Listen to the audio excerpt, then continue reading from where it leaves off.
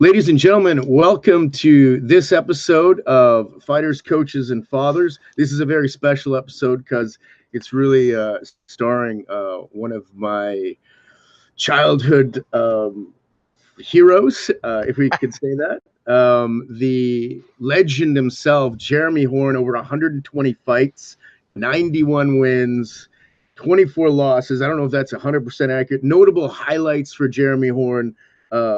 Was in UFC 19, one of the only guys to choke out Chuck Liddell completely unconscious. Former light heavyweight champion, a king of the cage, and I'm a fan of Chael Sonnen, but man, he So must am I. hate you. He must hate you. Three wins over that guy. It's Uh, amazing. yeah, it's hard to say. I think he takes everything in stride and just keeps rolling. So I don't know if it bothers him too much.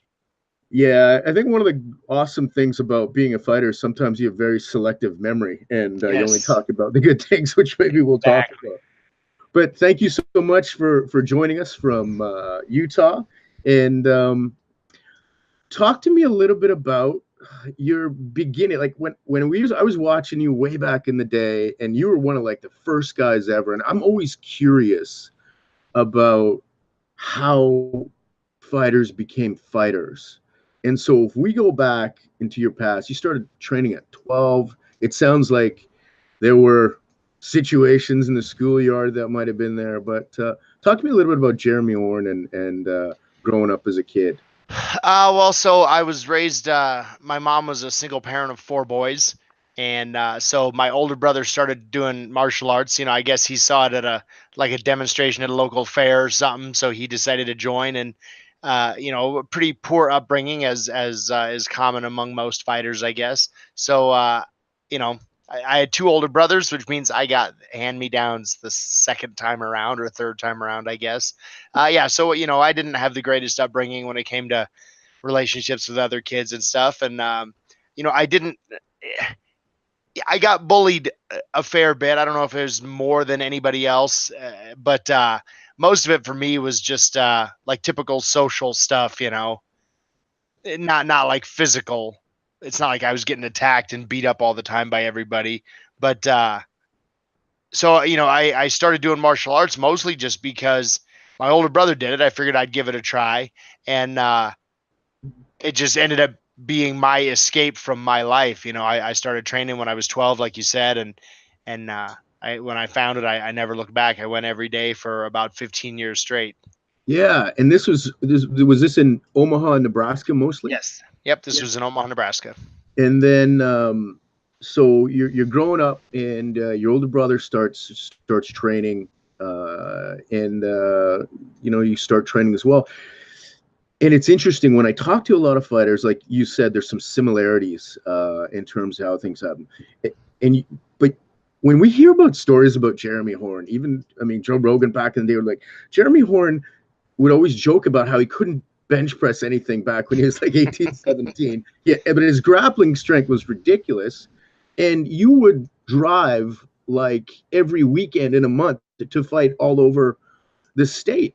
Hmm. Talk to me about those days. And I mean, it doesn't happen. It's unheard of now.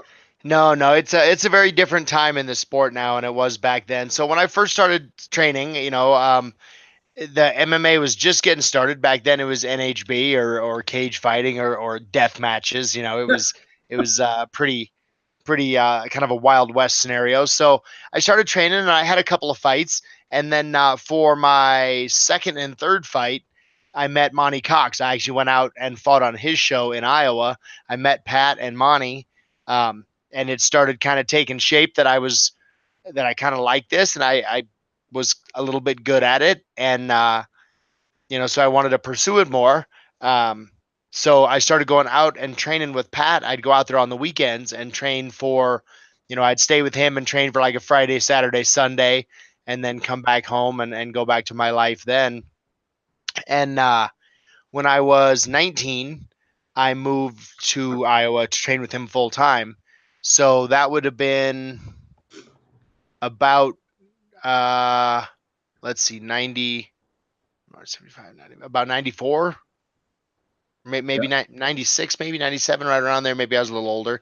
But anyway, so I moved out there full time, and that was kind of when MMA or NHB was exploding back then. There were shows everywhere.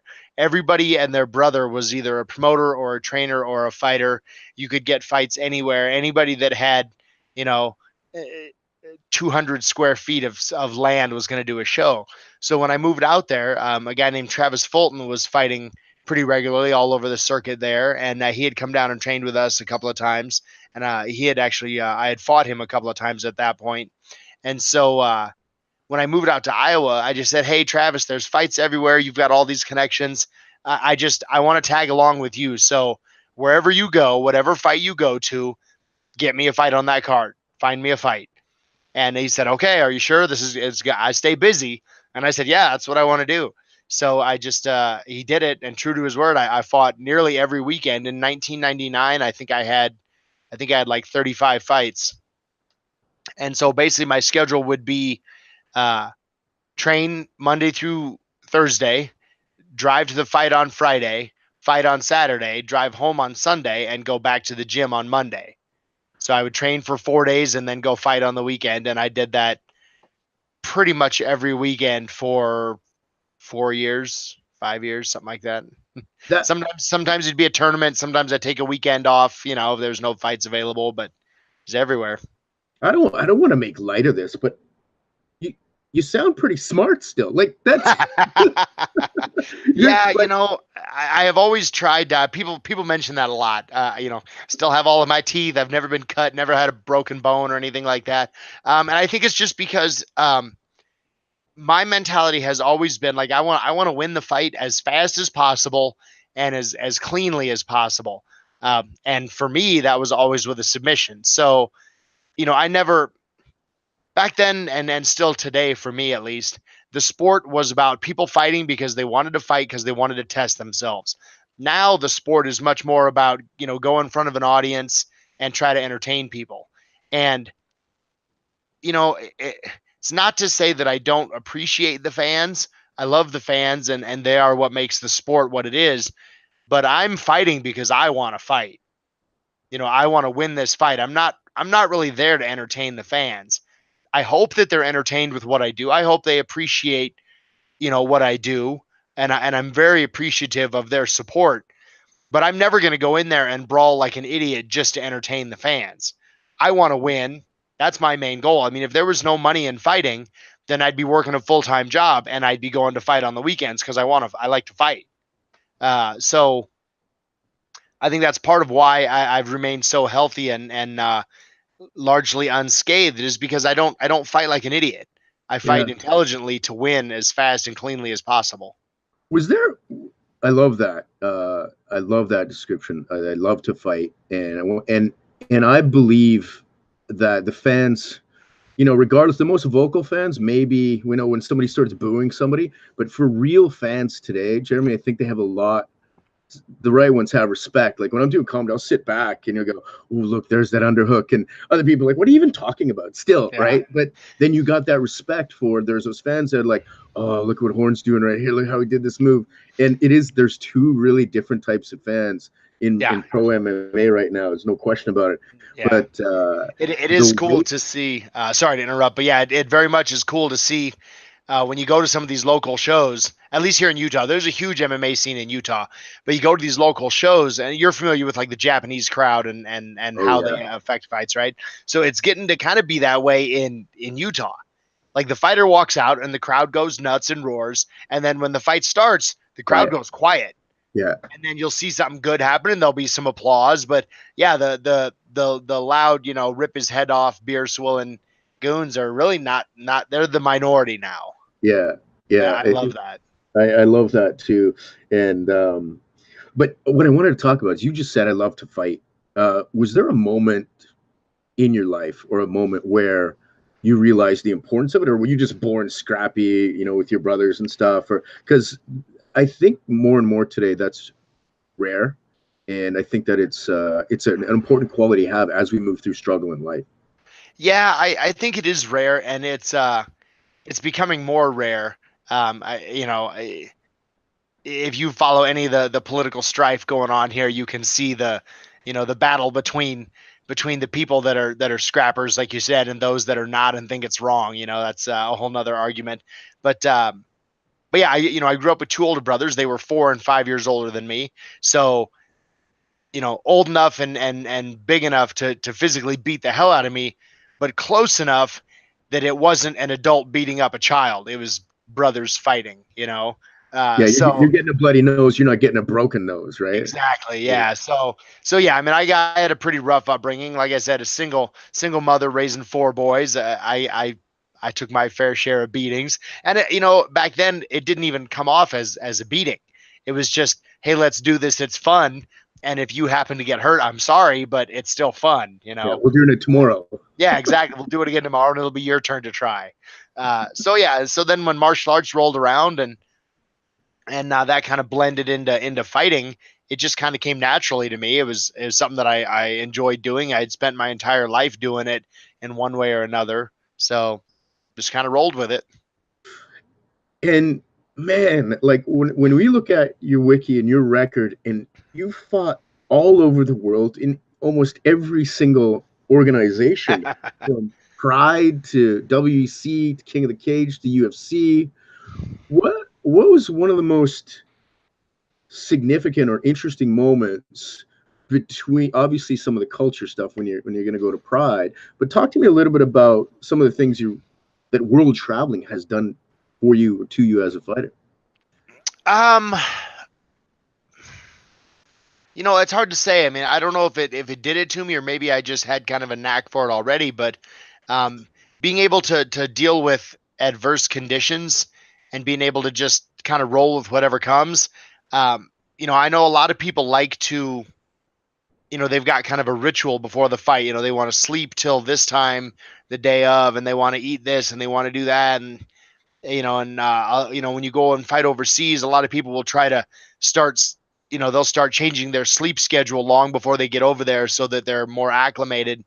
And I never really thought any of that was necessary, because to me, like, if you were in the middle of, you're sleeping in the middle of the night in your bed, and some guy breaks into your house, you're suddenly wide awake and you're going to go do what needs to be done. In that case, obviously it's a little more severe, but it's the same thing.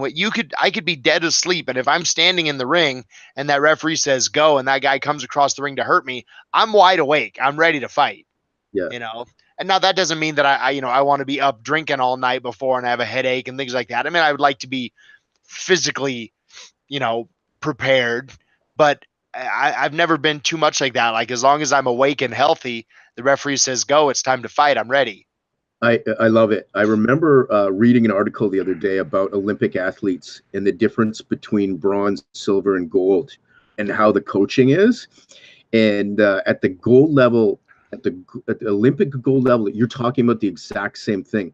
When you're doing the same training drills and you're doing the same stuff over and over again in the same conditions, learning doesn't continue. So I remember there was a coach who was coaching someone to be one of the greatest violinists in the world, and she couldn't get that person over the hump with something, and they just didn't see them growing anymore. So they put her underwater and made her do, like, and that's ridiculous. Like, you would never do that, but she had to do it, and they had to get the finger thing down as if there was more pressure on her fingers or something like that. So I think what you're saying is actually a real secret to top performance, where it's essential to be put into situations that aren't ideal, because guess what, especially in your first fights, with your adrenaline going, a lot of times it's probably a long time since your first fight, but when that first adrenaline comes out, it seems to me like you default to your worst day of training, and not you don't rise to the occasion. Oh yeah, that whole rise to the occasion thing is kind of silly. I'm an avid shooter as well, and I'm I study a lot of shooting, both competitive, sporting and self-defense type mentalities. And that's a common misconception. You don't rise to the occasion. You fall to the level of your training. You fall to the level of your unconscious training. So that's what happens. Yeah. And so the more you can raise that bottom line, so to speak, by putting yourself in adverse conditions and just forcing the natural habits to be what you want them to be, I think, the more you benefit from it. Is there a way to do that in training guys at elite performance? Is there a way to sort of, because you want to say, do you just jump on dudes and they walk in the front door and stuff? No, I think the biggest thing for me is I try to encourage it. To me, like technique, the mental side of things, the technical side of things, the knowledge is everything. And so I train everybody and I encourage everybody. I want you to understand what we're doing. If I'm teaching somebody how to do an arm lock, I don't just say, put your legs here, pinch your knees, lift your hips up, and then he taps. I explain that to him, but I also try to teach him. I say, look, this is what we're trying to accomplish. I'm trying to immobilize his body. I'm trying to hyperextend his arm. I'm trying to isolate that arm so that he can't defend it. And this is a couple of good ways to do that. But I think by trying to teach people more conceptual things than just by the numbers technique, you teach people to think, and then they can learn to be creative and kind of come up. So you said all I have to do is isolate his body and overpower his arm. Well, I can do that by doing this, this, and this. And now the guy just created his own version of an arm lock, Mhm. rather than doing it exactly the way I was told. Right. And when they do that, what happens?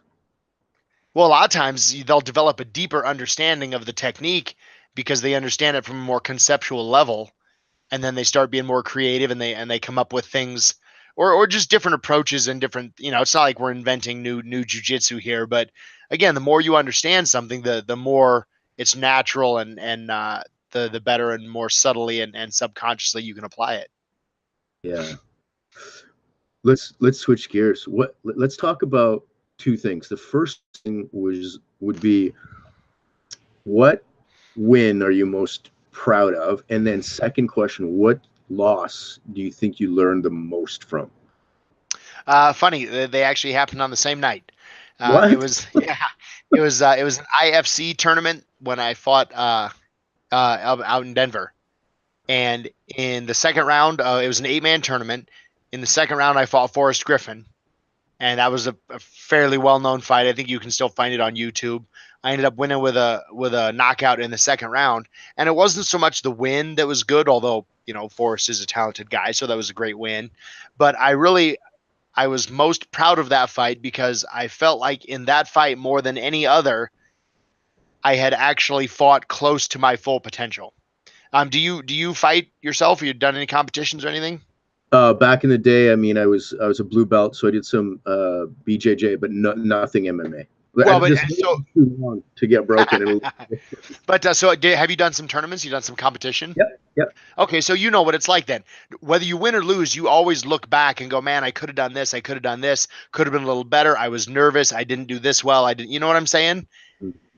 In my fight with Forrest, I felt like that was the closest I've ever come to be like, "Yep, that's me. That's what I'm capable of." I was firing on all cylinders. That was a great fight. Um, and I don't know why. I felt great going into that fight. I don't know what to attribute it to. There's always a little bit of self doubt going into a fight, and you're not gonna, you want to fight as well as you're capable. And in that fight, I felt like I did. Then in the finals against Babalu, it was kind of the exact opposite. So, a little backstory here is an 8-man tournament. In the first round on my side, I fought a guy named Mikhail Avatizian. I think I butchered that name. He was like 16-2, some unknown Russian killer. I had found out later that one of his losses was to Fedor. So I mean, this guy was tough. And I fought him in the first round. I catch him in an arm lock, ended up breaking his arm in one round. I don't take a scratch. My second fight is Forrest, and we went into the second round, but I still got out of the fight completely unscathed. So going into the finals, I have 13 minutes of fighting, and I don't have a scratch on me.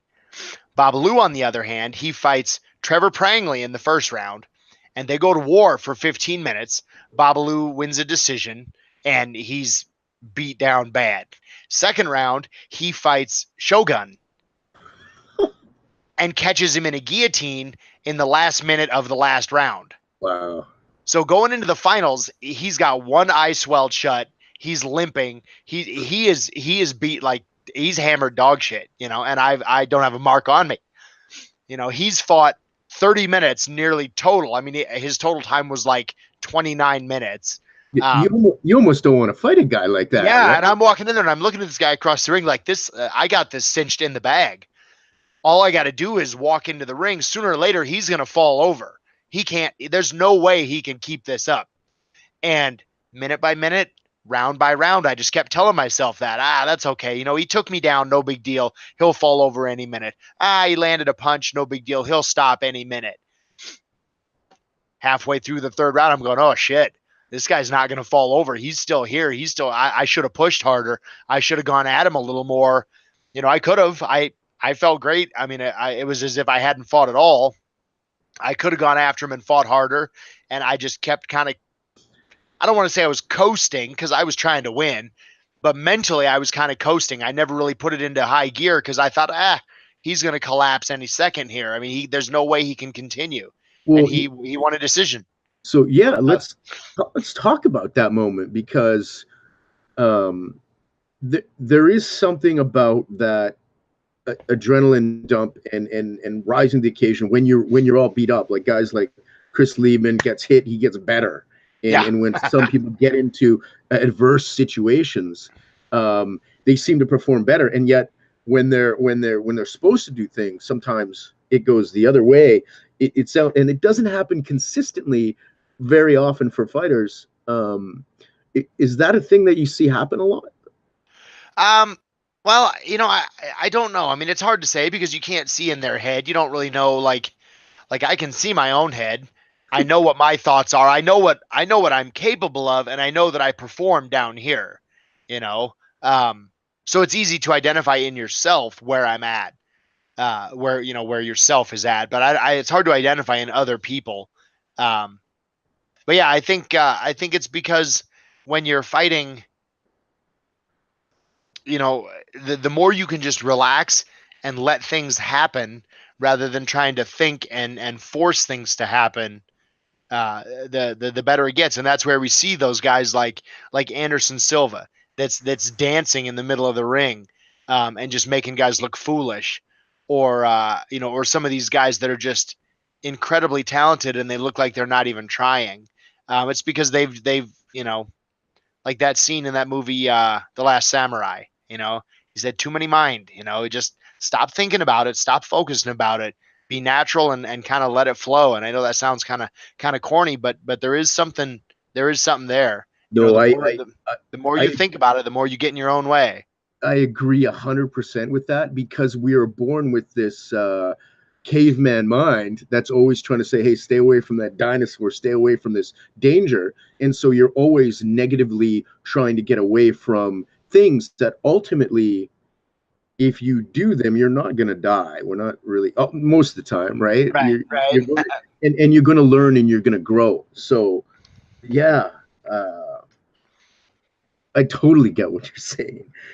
Let's talk about your relationship with Pat Miletich and training at Miletich Systems and how that all started to happen and evolve in those years. And what's that like?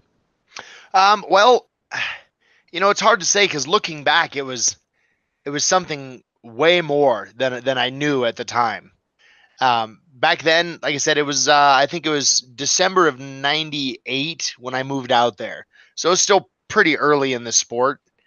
And it was just, you know, I want to do this. I never even really thought about it like, hey, I'm going to make a career out of this. I never thought that from the beginning ever. I just thought this is something I enjoy doing. He's really good at it. I want to get good at it. I'm going to go train with him. And then when I moved out there, I talked to Travis, like I said before, and I just didn't need to get a job. You know, so I didn't plan on going, okay, now I'm a pro fighter. Now I don't work for a living. I was only making, you know, $400 or $500 a fight, but when you're doing it every weekend, that tends to be enough to pay your bills, especially in Iowa. Yeah. So I was working full time in Omaha, and then I moved to Iowa and just never needed to get a job again. You know, so it was such a such a smooth transition that it never really occurred to me that now I'm a professional fighter. In my head, I was just some kid that went to the gym all day and somehow the bills were paid. I mean, I never really put it together. I go to the gym and I train, and then I go beat somebody up on the weekends, and then I go home and go to bed. You know, I Yeah. just I never made that. So yeah, so then looking back and seeing what the dynasty that we had created there really is, you know, that's kind of how it always goes, is you look back at something and you wish that you had paid more attention and taken more photos and you know, right, it's the old man's life, right? um yeah, so it was just a bunch of guys training in a racquetball court doing something they loved. And Pat was he was just an icon that we all tried to be like, you know. I mean, I think Pat would say the same, but I don't know if he ever started a gym to be a gym owner. He started a gym to have a place to train because he loved to fight and wanted to be a good fighter. And then I thought, hey, that guy's good at fighting. I want to be good. I'm going to go train with him. And all these guys just collected. It was never, you know, now in the sport today, you see guys that say, hey, I want to be a fighter. I want to do this full time. I'm going to go to that gym because they make champions. And I think I've got what it takes to be there. Back then it was, hey, there's some tough guys over there doing something that I think is fun. I'm going to go do it with them because it's fun. It seemed like the Miletich training, like it was more of a family than it was like training and business back then. And you could see Yeah. that in the way that he would talk about his fighters and the way that everyone was there. And I think that really gelled with, I think he has 4 or 5 champions all at one time over Yeah. there. And you know, that's something that used to exist, and I'm sure it existed in gyms all over the place. But it's slipping now, and it really kind of bothers me because when I started doing martial arts when I was younger, and you know, in the early days of fighting, I was doing what I was doing because I loved it.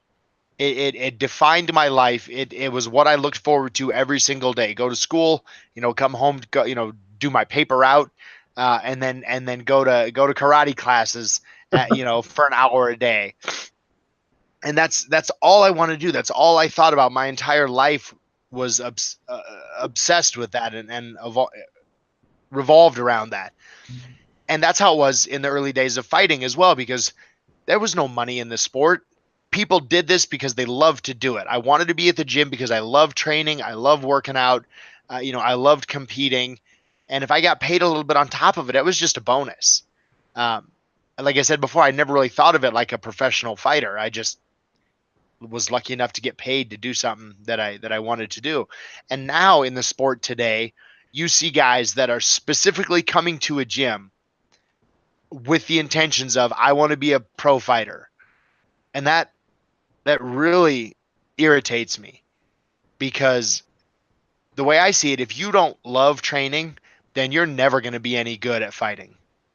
Because kind of a long story, but I used to train with a guy named Alex Stiebling back in the day when I first moved to Iowa. Moved to Utah, excuse me.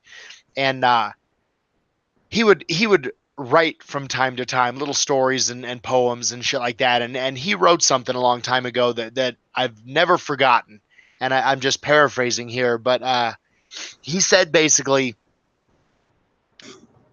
if you if your purpose for fighting is money, then sooner or later, someday, you're going to run into somebody that is going to beat you up so badly that the money won't matter and you'll break and you'll quit. And if you fight because you want to be famous, same thing. Sooner or later, somebody's going to break your nose and it's not worth it. You don't want to be famous that bad. It's not worth it anymore and you're going to break. And you know, he had a bunch of these different ideas, and he said, but if your only goal is the love of the fight, then no matter how much you get hurt, no matter how bad you get beat up, you can't be broken, because no matter what they do to you, they are doing what you love. You're unbreakable, you know, and that's what I see missing out of a lot of the guys that come to the gym today. they're, they flick a cigarette as they walk in the front door and they go, okay, I'm ready to start training. How soon before I can take my first fight and how much money am I going to make? I'm like, dude, just get the hell out of here. I mean, if you're not here because you're interested in the sport and you want to explore, I don't have any interest in somebody that's coming here because they think this is an easy pathway to money. You're already broken. Just go away. Yeah, because it isn't an easy pathway to Not money. at all. Yeah, Not at all. Anybody that says I want to be rich, I mean, is going to fail miserably. Like fighting's tough enough as it is. Well, like I said, I mean, okay, so you want to be a fighter and you think it's an easy job. Okay, well, I'm going to ask you to train for 5 or 6 years, paying me. You're going to fight for free for a dozen fights. You're going to get beat up badly in the gym. You might get some bones broken. You might get cut. You might lose a tooth. 5, 6, 7 years from now, your first fight's going to be for $500. You willing to go through all that? No, you're not. It's not worth it. And that's interesting because it bridges into the next question, but I wanted some of it's positive, some of it's negative. But Jeremy, like, what else has changed in the evolution of MMA? Because you've been part of it since day one. And what are the positive things that you see change outside of the negatives? Whereas I think that's true. I think that what you just said is an unfortunate reality. But what do you like about what you've seen the change in MMA today? The more regulation I think is good to a certain extent, because we do need to keep the fighters safe. There were plenty of times where I would go to a fight, like, I told you how I just kind of piggybacked off wherever Travis was going, where I would show up and nobody knew anybody, and the promoter would go, okay, you guys are about the same size, so you guys can fight, and there's potential for people to get hurt really badly there. You end up with one guy that's a college wrestler that's got a half a dozen boxing matches fighting a guy that doesn't know what he's doing. Somebody could get hurt pretty badly tough man there. Competition versus a real wrestler. Yeah. So I'm glad to see a little bit more, I guess, organization, maybe not regulation, maybe that's not the right word, but a little more organization where now we've got promoters that are looking at records and gym affiliation and trying to match people up reasonably well. Along the same lines at the higher level, I mean, I'm glad to see it's being accepted more as a mainstream sport. So there's more money for the fighters in it, because it is nice to make money doing something you love to do. Although, like I said before, I mean, I would have fought all those years for free if I had to. I just like to fight. So yeah, I mean, the more organization and regulation is good. A little more notoriety brings a little more money to the sport. Although with that comes the bad things that money brings, the corruption and the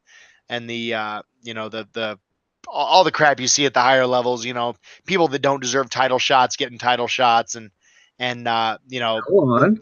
The whole sponsorship thing with the UFC is really irritating. With the Reebok stuff versus the Reebok stuff before that, and then the sponsorships that they took before that, the way they tried to regulate the sponsors. Do you remember that whole fiasco? Yeah. So, and what it really was the UFC's seeing a chance to put a collar on this and make money off it. That's it. I remember very clearly somebody saying, the UFC is they don't want these sponsors on here because they don't want the fighters looking like NASCAR drivers, with patches all over. But now look at the Octagon and it's got 20 different sponsors all over it. Because the truth is they just wanted the sponsorship for themselves. They weren't trying to protect the image of the fighters. Same thing with the Reebok deal. They want all the fighters wearing uniforms. They didn't want that. They just wanted a chance to put themselves in the position to control all the money. That's all there is to it. Yeah, it's a business model decision that they did, and I hear that. Okay, let's go back in here. Everybody I talk to, I'm always curious about what it takes to be a champion, or how do you develop a good fighter. And everybody always talks about focus, hard work, and a little bit of luck. Would you say those are accurate, or what does it take to build a champion now in this day and age? And how have you done it in the past? Yeah, I think those are all accurate and necessary traits. But again, I think the biggest thing that's important is somebody. It has to be somebody that's that loves to train, because you're never going to be a champion if you don't love being in the gym.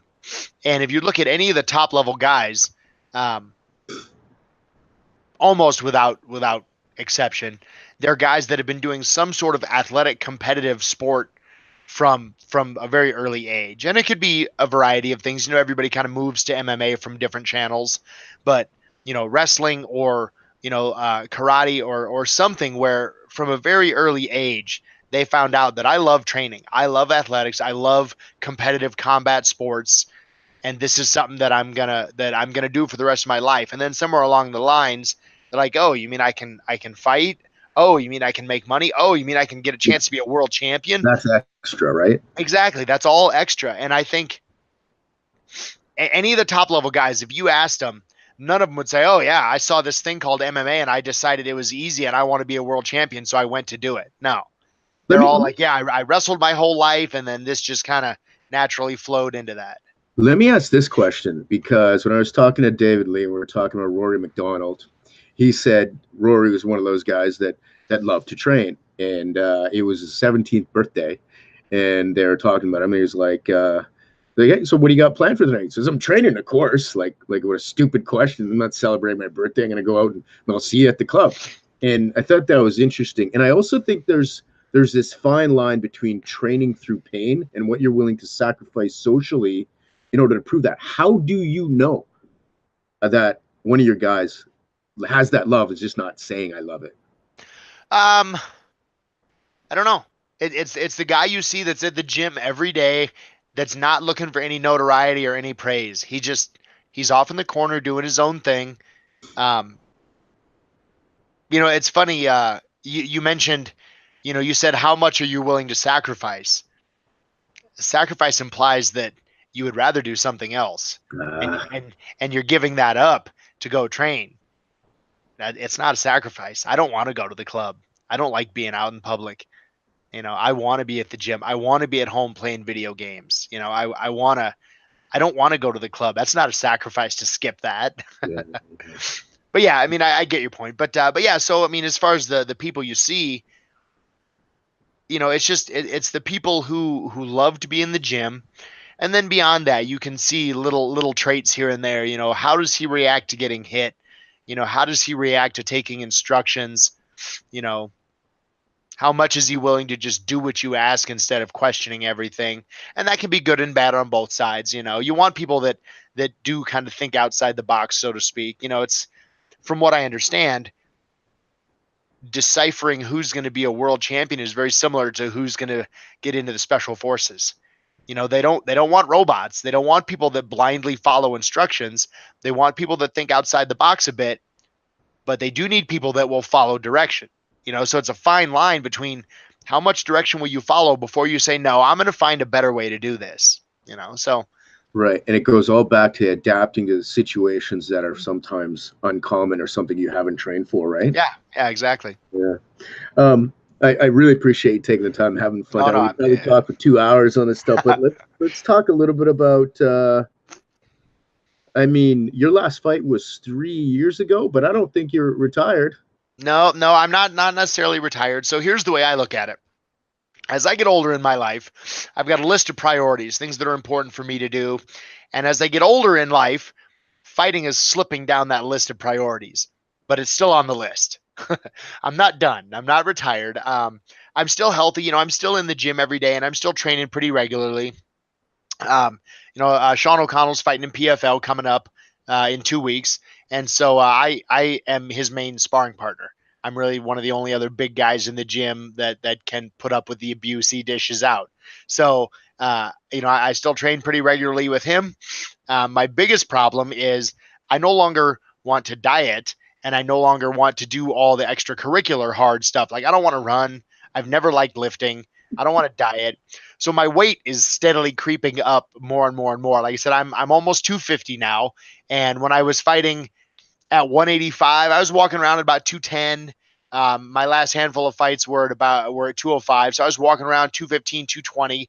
So I mean, 3 years out of, fighting shape, and I've only put on 30 pounds. I think that's not too bad, but still I'm far enough away that's my biggest hurdle now, is just to get my weight back down. I'm still, I'm still sharp. I'm still training regularly, and I'm healthy. I have no injuries. I've never had a broken bone, never been hurt in a fight. I got cut once in training because I tried to take a guy down, and I ran headfirst into a bolt that was exposed on my cage and split my forehead wide open. So other than that, I've never been hurt in a fight. The only cut you had was self-imposed. You went and headbutted to Yep. take that. It was bad too. So I shot, and it was Jake Hune, actually. I don't know if you know, he's fighting in the PFL as well. He trained with us for a couple of years a while back. And I shoot a takedown, and I run in, and you hear this loud, like an aluminum bat knocking one out of the park, just pang. And right away I grab my head and I go, oh shit, I think I'm cut. And I'm looking right at Jake, and I go, is it cut? And I move my head, and blood starts squirting like a fountain at him. Like you'd see in a movie, like spraying him in the face. And he didn't even have to answer. I'm like, yep, I'm cut. So but yeah, so I could still fight easily. I could step right in the ring and fight now, but the problem that I have is, me being who I am, I don't get easy fights. No. Either I've got to step right back in and be, maybe not chasing a world title, but fighting pretty close to the top end of the tier. Yeah. Or I go to the lower end, and I got some of these youngsters that are trying to take my head off, trying to make a name for themselves. Yeah. And I kind of want to be somewhere in the middle. I just want to fight guys that are, I'm not looking for easy fights, but I want to fight guys that are just looking to fight for fun. I'm not looking to chase a world title, and I certainly don't want to be, I'm not going to be a stepping stone for somebody else, but I don't want to go all the way to the bottom and be like, well, here's the over the hill superstar that's going to fight this bum for your entertainment. I'm like, I'm not doing those fights. I don't need that. So let's talk about that. And I mean, let's do quick word association, or QQA, quick question and answer. Tito Ortiz, Chuck Liddell? Interesting. I'm looking forward to it. I think the same thing. I mean, people say that maybe Chuck shouldn't get hit anymore, but I don't think Tito's a big puncher, so I don't know if that'll be, interesting. I don't mind seeing fights like that where guys are, over the hill. They're both skilled fighters. There's an interesting story behind it. I'm looking forward to it. And I think that what I like about it is they're two guys that are sort of still, like, they grew old together, right? Yeah, so exactly. Yeah. You put, like you said, you put those guys up against the best in their weight class. It's not going to be easy. It's going to be, and it could be devastating, right? Right. So I like sort of what they're doing there. Is there anybody on your radar that you're like, there's just one or two guys here that I'd really like to? No, that's the thing. I mean, I never really picked opponents because I don't fight because I'm angry. I just fight because I like to fight. So I never really, back in the day, I wanted a rematch with Frank Shamrock for a long time because he kind of got away lucky. But other than that, fight, by the way, I thought you were winning that fight all over. Yeah, thank you. Yeah. But yeah, so now I'm ready to fight. I would be interested in fighting whoever was available to fight. Okay, cool. So I'm going to ask this question now, and I want you to answer it the best way that, how I always ask people, what's one of the most valuable lessons that they learned from their family or growing up? It sounds like that might be from somebody you trained with, but what would be one of the most valuable lessons that you learned in your past, Jeremy? Yeah, I was thinking about this a while back, and I was talking to a friend of mine, and we didn't really plan to take the conversation this way, but in my head, that's kind of where it ended up going. We were talking about, role models and father figures and how that affects little kids. And for the longest time, I always thought, well, I grew up fine. I mean, my father disappeared when I was very young, and my mom raised four boys alone, so she was pretty busy doing her own thing most of the time, just trying to make sure we have a roof over our head. So we mostly raised ourselves, and I always thought, well, I survived fine. But then I thought a little deeper about it, and I realized that I didn't. I spent my entire life in the gym, and the people that trained me became my father figures. So the first guy that I trained with was a guy named Dave Jobin. Um, a great guy, one of the guys that should be the way a martial artist should be. Loves his students, loves the art, is there to give more than he gets. Um, and he gave me a lot of direction, a lot of focus, and he actually is still involved in the sport today. He is a referee and a commissioner or an inspector rather, in Nebraska, in Omaha, where we trained. And then I also trained with a few guys actually, Devin Crinklaw, Trevor Thrasher, and Patrick Norris. Those were the four people that had the biggest influence on me because they were the ones that were teaching me. I literally, no joke, when I started training martial arts, I went every single day. We trained 7 days a week for like 15 years. I didn't miss a day for 15 years. So I saw these four guys every day for 15 years. Like I saw them more than they were my friends, but I saw them more than I saw my own family sometimes. So yeah, those guys, I mean, every lesson that you could attribute to, a father figure or a mentor, or they were coaches. I mean, it all goes to them. That's awesome, and I think it's a perfect place to end the interview. Thank you so much, Jeremy Horn, for joining us here today, and all the best. I know you still got the fight in you. I'm excited to see some of the guys coming out of your club, but I want to say thank you so much, and yeah, thanks for being on the show. Thanks for having me. I had a good time. All right, bye for now. See ya.